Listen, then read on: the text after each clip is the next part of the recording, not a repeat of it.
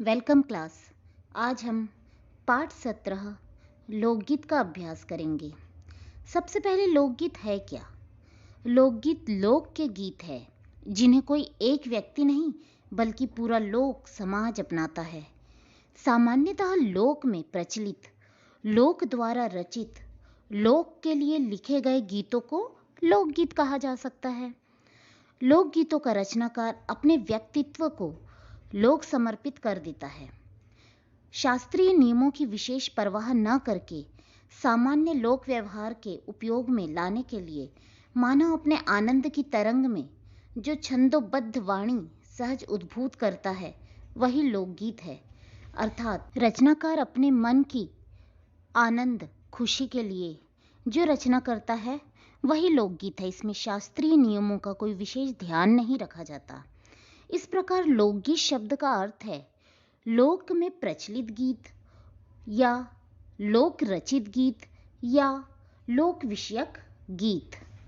कुछ लोकगीत लोक नृत्य के साथ भी होते हैं, जैसे कजरी, सोहर, चैती, लंगुरिया आदि लोकगीतों की प्रसिद्ध शैलियां हैं। कुछ लोकगीत संस्कार गीत की तरह प्रयुक्त होते हैं, जैसे बालक बालिकाओं के जन्मोत्सव के समय मुंडन, पूजन, जनेव, विवाह आदि अवसरों पर गाए जाने वाले गीत संस्कार लोकगीत कहलाते हैं। ओके। साथ ही कुछ लोकगीत गाथा लोकगीत के अंतर्गत भी आते हैं या इसे हम लोक गाथा भी कहते हैं। विभिन्न क्षेत्रों में प्रचलित विविध लोक गाथाओं पर आधारित इन गाथा गीतों को निम्न श्रेणियों में श्रेणीबद्ध किया जा सकता है, जैसे आल्हा, ढोला, भरथरी, नरसी भगत आदि। कुछ लोकगीत के बारे में हम जानते हैं, जैसे सोहर लोकगीत। इसमें क्या होता है कि सोहर घर में संतान होने पर गाया जाने वाला मंगल गीत है। इसको संतान के जन्म और उससे संबंधित अवसरों जैसे सतमासा इत्यादि अवसरों पर गाया जाता है। इन गीतों में संतान के जन्म, उससे संबंधित कहानियों और उत्सवों के सुंदर वर्णन मिलते हैं। रामनवमी और कृष्ण जन्माष्टमी के अवसर पर भी भजन के साथ सोहर गाने की परंपरा है। ऐसे ही लोकगीत कजरी और कजली का अभ्यास करते हैं। कजरी या कजली महिलाओं द्वारा गाया जाने वाला समूह गान लोकगीत है। महिलाओं द्वारा समूह में प्रस्तुत की जाने वाली कजरी की ढुनमुनिया कजरी कहा जाता है। भारतीय पंचांग के अनुसार भाद्रपद मास कृष्ण पक्ष की तृतीया को संपूर्ण पूर्वांचल में कजरी तीज पर्व धूमधाम से मनाया जाता है और इस दिन महिलाएं व्रत करती है, शक्ति स्वरूपा मां विंध्यवासिनी का पूजन अर्चन करती है और रत जगा करते हुए कजरी गायन करती है। रत जगा यानी रात जागरण करते हुए कजरी लोकगीत का गायन किया जाता है।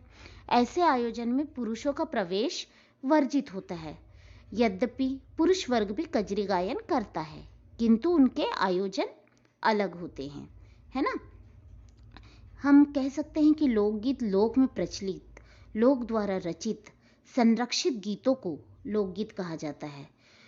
लोकगीतों का रचनाकार अपने लेखन को लोक समर्पित कर देता है। लोकगीत किसी एक व्यक्ति की नहीं बल्कि पूरे समाज की धरोहर होती है।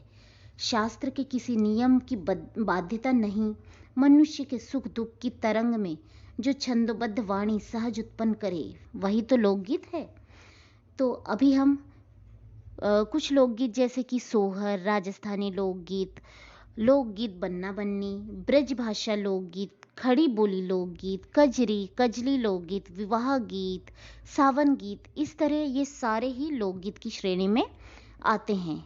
भगवत शरण उपाध्याय जी ने लोकगीत इस निबंध में भारत का एक महान दृश्य प्रस्तुत किया है। धन वैभव की संपन्नता के कारण इसे सोने की चिड़िया कहा गया है।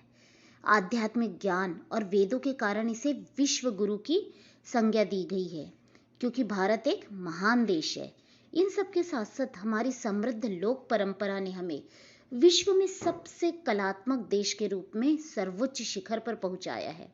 इस परंपरा को समृद्ध करने में लोकगीतों का महत्वपूर्ण स्थान है, जिनका वर्णन इस पाठ में दिया गया है ना। पाठ का सारांश हम इस प्रकार से देखते हैं। लोकगीत भगवत शरण उपाध्याय द्वारा लिखा गया एक निबंध है। लोकगीत का अर्थ मैंने आपको पहले ही बताया है कि छोटे बड़े रीति रिवाजों, रोज की जिंदगी में गाए जाने वाले गीत, ऐसे गीतों की रचना शास्त्रीय संगीत से भिन्न रखकर हर बोली, भाषा, परिवेश के औरत आदमी अपनी जिंदगी को खुशहाल बनाने और खुशियों को बांटने के लिए करते हैं। इन गीतों को गाने के लिए संगीत की साधना की आवश्यकता नहीं पड़ती है। ये गीत भिन्न भिन्न प्रांतों में भिन्न भिन्न ढंग से गाए जाते हैं। जैसे मध्य प्रदेश में 20-30 औरत आदमी का दल बनाकर एक दूसरे के जवाब में गीत गाते हैं। लोकगीतों का भोजपुरी में विदेसिया के रूप में प्रचार हुआ है। त्योहारों पर नदी में नहाने के समय, नहाने जाने के समय, विवाह के समय, मटकोड़, ज्योनार के व जन्म के गीत भी बहुत प्रसिद्ध होते हैं। वास्तविक लोकगीत गांवों और देहातों की ही तो देन है। इस प्रकार लोकगीत हमारे देश की संस्कृति, हमारे देश के महत्व और परंपरा की जानकारी देते हैं।